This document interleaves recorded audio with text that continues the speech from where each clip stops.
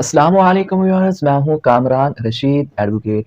आज की इस वीडियो में हम तलाक के बारे डिस्कस करेंगे कि तलाक देने का तरीक़ाकार क्या है और काइंड्स ऑफ तलाक जो तलाक अहसन है, तलाक हसन और तलाक पिता को भी डिस्कस करेंगे। साथ में हम ये भी देखेंगे तलाक तफवीज़ और खुला में क्या फ़र्क है, तलाक मुबारात, तलाक इला और तलाक इज़हार क्या है। Section 7 Muslim family laws ordinance 1961 इसमें तलाक देने का प्रोसीजर डिस्कस किया गया है। अगर कोई शख्स इस प्रोसीजर को फॉलो नहीं करता तो उसकी पनिशमेंट भी सेक्शन 7 में डिफाइन की गई है। सबसे पहले बात ये मद्देनज़र रखने वाली है, ये जो मुस्लिम फैमिली लॉज ऑर्डिनेंस है, ये तो एक मुस्लिम्स पर और जो सिटीज़न ऑफ पाकिस्तान उन पर ये अप्लाई होता है।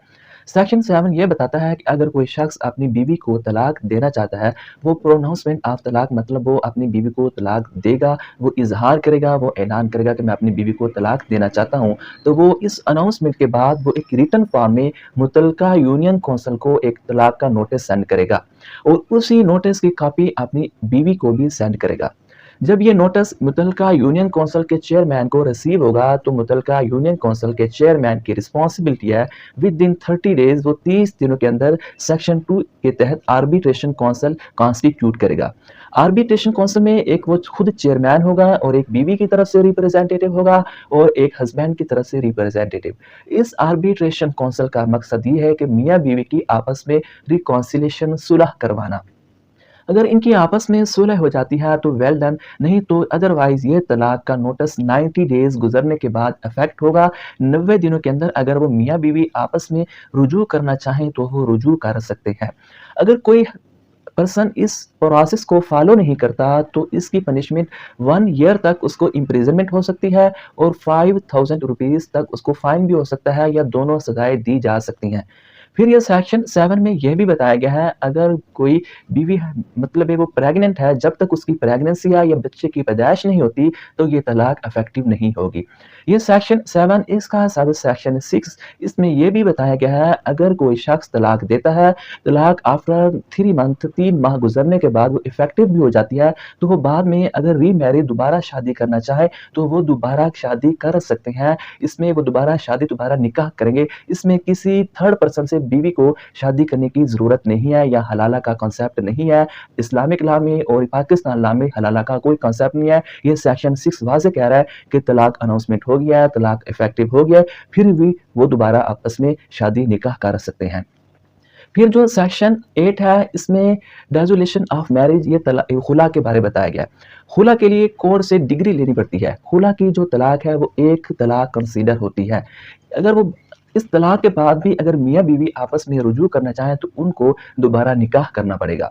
फिर हम देखते हैं काइंड्स ऑफ तलाक। सबसे पहले तलाक अहसन। तलाक अहसन ये है, अगर कोई शख्स अपनी बीवी को तलाक का नोटिस देता है, फिर उस नोटिस के 3 माह के अंदर वो रुजू नहीं करता या एक नोटिस के बाद 3 माह में अगर वो रुजू करना चाहे तो रुजू कर ले, नहीं तो 3 माह गुजरने के बाद फिर वो तलाक इफेक्टिव हो जाती है। ये है तलाक अहसन।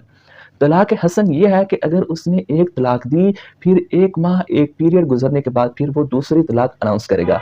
इसी तरह 3 माह 3 पीरियड गुजरने के बाद वो तीसरी तलाक अनाउंस करेगा। ये है तलाक हसन।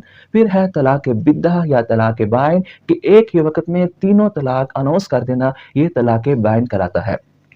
फिर हम इसमें देखते हैं डेलीगेटेड डिवोर्स, जो कि कॉलम नंबर निकाहनामा के कॉलम नंबर 18 में भी डिस्कस किया जाता है। डेलीगेटेड डिवोर्स ये बीवी को राइट दिया जाता है कि वो जब चाहे इस अपने राइट को यूज़ कर सकती है। ये कंडीशनल भी हो सकता है, किसी कंडीशन पे भी ये डेलीगेटेड डिवोर्स बीवी को दी जा सकती है, या वो टाइम पीरियड भी स्पेसिफाई होता है कि ये जो कंडीशन ये 5 साल तक अगर बीवी चाहे तो ये अपना राइट यूज़ कर सकती है। ये जो डेलीगेटेड डिवोर्स का राइट किसी थर्ड पर्सन को भी दिया जा सकता है। अगर बीवी चाहे तो वो तीसरे इंसान को कहेगी कि मैं ये अपना हक इस्तेमाल करना चाहती हूँ और मैं अपने हस्बैंड से अलहदा होना चाहती हूँ। ये जो राइट है ये बीवी को दिया जाता है। इसमें कोर्ट के पास जाने की और मियाँ से तलाक लेने की ज़रूरत नहीं होती। फिर है तलाक मुबारात। ये एक ऐसी तलाक है जिसमें मियाँ बीवी की म्यूचुअल कंसेंट होती है।